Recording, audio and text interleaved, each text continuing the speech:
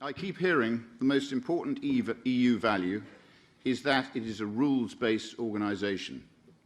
The EU has, for example, committed to respect the principles of the UN Charter. UN resolutions are very clear that no state may use economic, political or any other type of measures to coerce another state in order to obtain from it the subordination of its sovereign rights.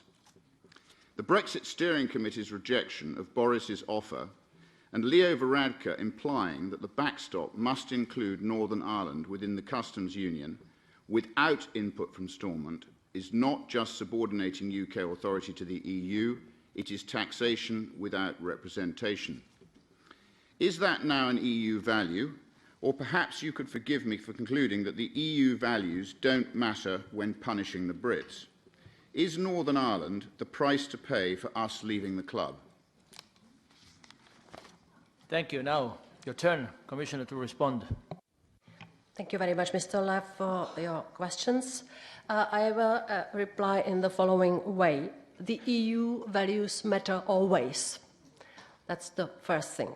The EU acts according to the EU law and according to the primary and secondary law, and the Commission is the guardian of the treaty. So these are the principles which we use in working in all the negotiations.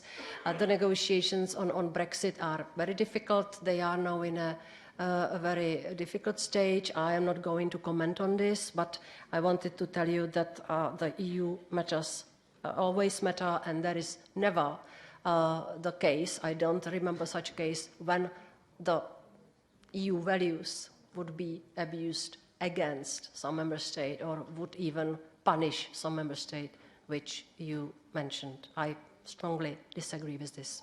Thank you. Thank you. Back to you, Mr. Lowe. Thank you. That's all very interesting, but you speak in platitudes.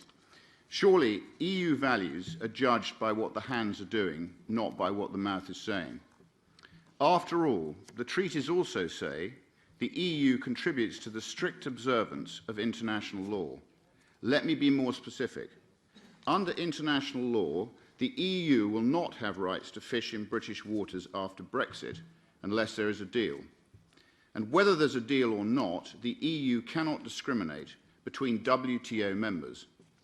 So if there's no deal, what will the EU do to uphold international law so that Dutch fishermen don't steal fish in British waters and French fishermen don't blockade Calais?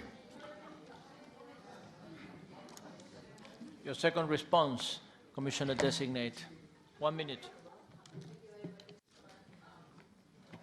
Thank you very much for your question. I would refer this question to my colleague Michel Barnier, who is the negotiator and who knows all the aspects of no deal and whatever deal. Thank you.